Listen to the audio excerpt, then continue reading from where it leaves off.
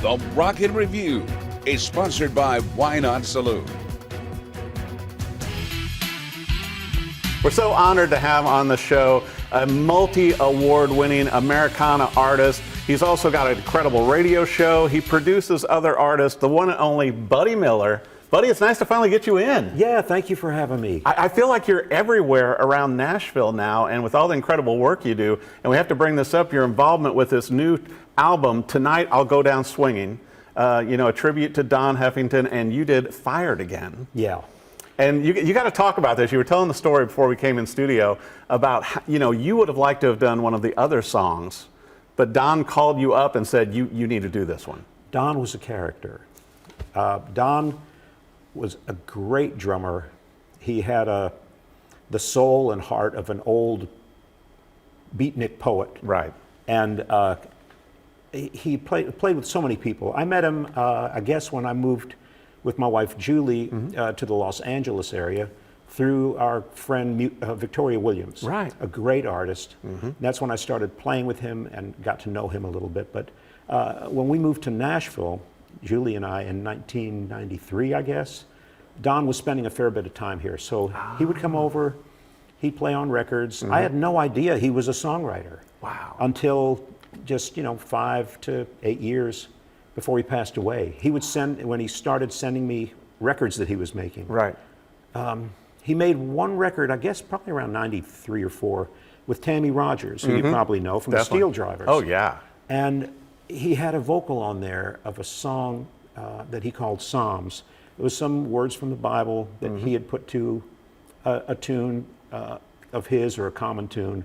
But his singing and his voice was that of someone 4 times his age. Wow. He was a deep soul, and I loved that. And he was never very self-promoting. Yeah. And so many great artists aren't. Well, that's true. A lot aren't. But yeah, Don got sick. He got leukemia. We were really concerned. We talked to him a few times in the hospital. Right. And it seemed like he was turning a corner and getting better. He went home. Then he was back in the hospital and got a call from him one day. The phone rang and hey man, I'm working on my tribute record. And he was putting together his own tribute record. Such a musician thing to do. I mean, we still had hope in our hearts that he was going to be around for a long time, because we loved him. And he said, I want you to do the song Fired Again, which I'd never heard. I said, well, I don't have it. He said, here. And he sent me a YouTube link to him singing it at a club called McCabe's in L.A., Santa Monica, I guess. And there were other songs I knew of his that I might have been drawn more to. Right. But this is what he wanted. He said, I want you to do this, Fired Again, and I want it real country. So I wanted to honor. And you sound so good on it. Well, it's hard to sound bad. Well, no, it could be. I did the best I could. I wanted to do it justice, but he was a great guy. The people I had play on it were all good friends and fans of Don. Right. Steve Fishel played with Don in Emmylou Harris's band. Right. When he played with her for a while, and Dave Jakes played the bass, and they were friends. And my drummer for a long time, Brian Owings, is also on the track. We cut it in my house. Yeah, Brian is wonderful. Well, and I was going to bring up too, there's a few other major artists on this album with you also. Yeah. I mean, Fiona Apple, Jackson Brown. I mean, the list goes on and on of all of these people that have joined in. You got Dave Alvin. I mean, John C. Reilly. I know John C. Reilly singing a Don Heffington song. I mean, it's like going. So, I mean, you're in a pretty good situation here on this tribute album. I'm glad I made the cut. I think you did. There's 10 songs on the vinyl release, and there's 10 more songs that were digitally released with a lot of great music on it. And it also supports a charity. Right. Well, and that's an interesting thing. My wife's dear friend, and mine too, Victoria Williams, which is how we met Don in the first place. She was out opening for Neil Young in '92, I think it was, maybe, when she was diagnosed with MS during the tour. Wow. We saw her during the tour shortly before this. We just happened to be in Philadelphia, and she was playing with Neil up there. And actually, she was playing, and this is kind of funny, she was wondering because Neil's fans, and it was just an acoustic show, would be screaming during her set, "Neil, Neil!" And what does Victoria Williams do? She'll get down on one knee. But anyway, during that tour, she got unexplainably sick and was diagnosed with MS. And she started, with the help of a bunch of other people, Sweet Relief Musicians Fund, because there was nothing like that. So many musicians, she had no health insurance. Right. A lot of musicians don't have health insurance. Exactly. They do now, thankfully, hopefully, but a lot of them still don't. Right. And this is the 7th record, I think, in a series of tributes that have come out with multiple artists.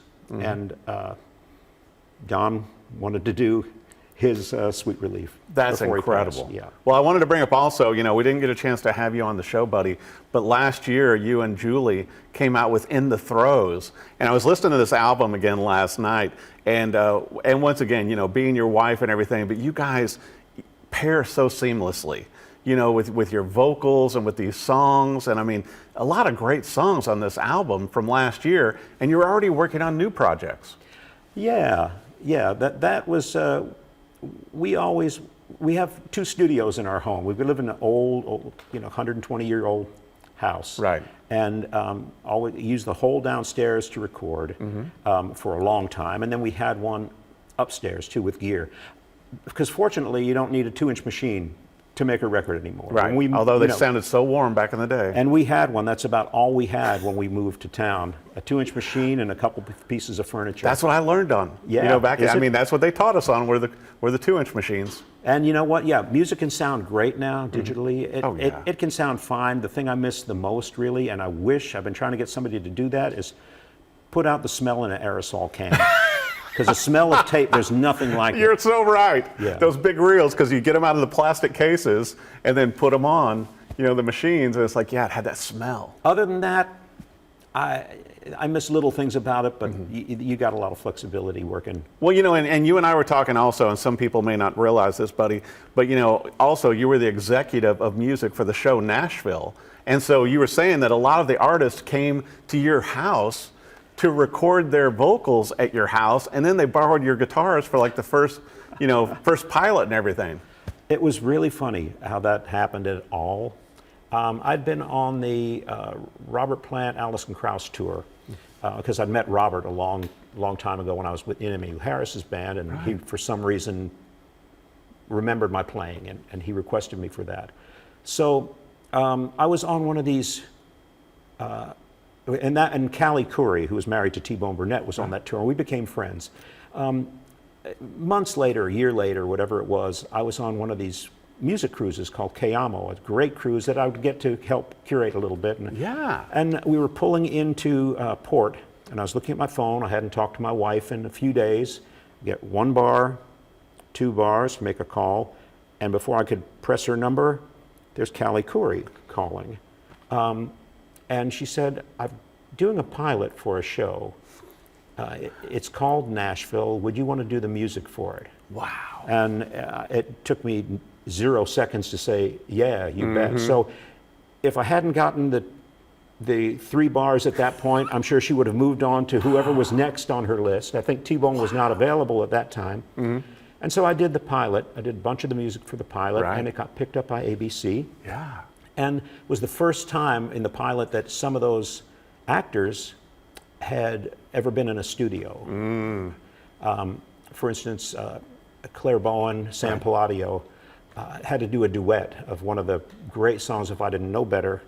I took them, I went over to their hotel to see, because it was a really difficult song to sing. I thought, a lot of range. Totally. So I brought my guitar over there, and these cats were good. Wow. And they're just as beautiful people. Everybody in the show was great. So yeah, I took over. T-Bone, I worked closely with him. He executive produced season 1, and I did 2, 3, and 4 when it was a little too much for his patience. Right. Well, you know, and you know, you and I were talking also, buddy, to where the music was so incredible in this, and also to me, what was cutting edge about the show Nashville was, you know, the pairing of the guitars to the artist actually using vintage instruments, which, being somewhat of a fan of vintage instruments, you'd never seen that before, buddy.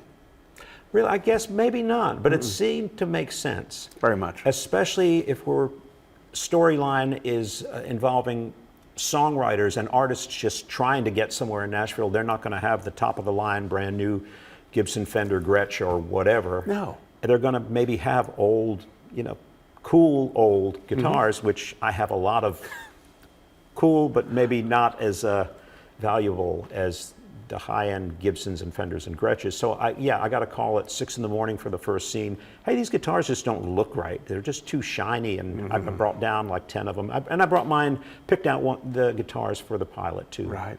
That I thought the different characters. Deacon would play a J200 probably, and yeah. And Chip still talks about it and still plays that guitar. And he bought one. Yeah, I know he did. And he told we've me. had our picture made with our two J200s. See, that was your influence. He's a great guy. Yeah, it definitely is. Well, and speaking of which, on new projects, buddy, you're working on Emmylou Harris, deluxe disc that's going to be coming out, right? Right. In April, New West Records is going to be re-releasing the record Spy Boy, which we recorded with the band. We did a video here at the Exit Inn. Right. And then I brought my gear out because I loved that band so much. And I recorded about 20 gigs around the country. Wow. And put that out as a record way back when. And now New West is doing a vinyl deluxe edition with a fourth side. It's going to have, I think, 5 or 6 bonus tracks on it. Wow. And been working on that. How incredible. And in between working on a Robert Plant project. Yeah, that may or may not happen. I think so. We recorded it a while ago, years back, but he came in, I guess, right before he started this last tour with Allison, and we spent a day listening to all the multi-tracks and both really liked it. He's got a lot floating around in his world. Right, He's as do you. I guess so. But he's got bigger things, and he's out on tour with one of his other groups, Saving Grace, now. Right. So we'll see when the smoke clears. Maybe we'll get to it next year. Well, and one of the things that's always impressed me, buddy, that you've done for many years now, and once again, you got the Lifetime Achievement Award from Americana Festival back in 2022, but you are the music director backing up all of these incredible artists every year. It's got to be a lot of pressure, right? I mean, bringing the musicians together and backing up everybody, and I mean, and at the Ryman, which obviously you've played a number of times, but what's that like being the music director for that? By the time we do the show, and it should be this way, it should just be fun and relaxed, and all the work should be done in advance. And this is Nashville. You make it seem seamless. You can though, buddy. hire the best musicians. I hire all my heroes to be in the band. Right. But everybody respects you though also. When I was there, backstage many years ago, it's like it was so well orchestrated. It was like you never missed a beat on anything. Everybody flowed in and flowed off the stage, and I'm really mean, and they don't really know me. Well, I think a lot of radio listeners know you also from a popular radio show, Buddy and Jim, that you do. Yeah, we have a SiriusXM show. It's episodic. We do an episode that airs 6 times during its week. Great show. I love listening to it. Oh, thanks. Especially the banter and everything, because you and Jim have been friends so many years, back to the New York Since days. 1980, and it's been an opportunity for me to have so many of my heroes over as guests. Right. From Bill Anderson to Tony Joe White and Donnie Fritz and Dan Penn and Billy Sanford, the great session guitar player. Oh Jerry Kennedy came over, and just so many people. Bobby Bear. Just my heroes can come over, and we can talk and hang out and have a cup of coffee, and it's a 2-hour show, and it's pure pleasure for me. Just an incredible show with you and Jim Lauderdale, which, like you said, and I got to bring this up too, looking at your career, and certainly, starting out, in a small area like you did in Ohio, and, bouncing between, Austin and LA and New York and Seattle and everything. But you got to jam Sundays with Kinky Friedman. Yeah, I lived in Ohio just a couple of years. Right. And we moved around. But yeah, I say Julie and I went broke in every major music city in the country, and one of them was in the New York area, and this is when I met Jim Lauderdale. It was 1980. We moved up January 1980, because I had a good New Year's Eve gig in Austin. So we drove up in a snowstorm the next day, and yeah, one of my gigs was playing with the dear late Kinky Friedman every Sunday night at the Lone Star Cafe. That's amazing. Yeah, it was amazing at the time. Well, and also that you got to bring Kinky here, and then and share a stage with him, and give part of your time for him to perform here in Nashville, also. Yeah. Well, he's a big deal to me. Me and too. A great guy, and really, he was a really smart, kind guy. Yeah. Yeah. Well, and I think that's what you do so well also, buddy, with your radio show, with everything that you curate. It's just shining a light on others even more than yourself, even though you've got a huge body of work with your albums and all of the awards and everything else you've achieved, and even a Grammy. It's like, but you're constantly creating new music and sharing the light. Well, something like this, Don's record, Right. I've kind of slowed down what I'm doing, but when special things come along, I definitely want to be involved. And Don was such a dear and special cat, and he was so loved by the music community, especially out on the West Coast, Oh, yeah. in the LA area, which is where he lived. But even while he was here, everybody knew him, everybody loved him. Yeah. He was just, and he had it in him. I mean, his grandmother was a drummer. His mother was an upright bass player. Family of musicians. Yeah, so it was built in. It's just baked in the guy. Right. It's incredible. Well, I'll tell you what, be sure and get your own copy of Tonight I'll Go Down Swinging, available on vinyl and digital, and support Sweet Relief. But also, check out all the projects that Buddy Miller has going. It's on your website. I know your sister takes care of all of it with the website and social media, buddymiller.com. And we're going to hear more music coming out from you. We'll see you with Americana Fest and everything. And you and your wife will be back out playing some shows too, I hope. I hope. I'll tell you what, Buddy Miller, so great having you on the show. Thanks for having me. Be sure and check him out live and check out all of his great music.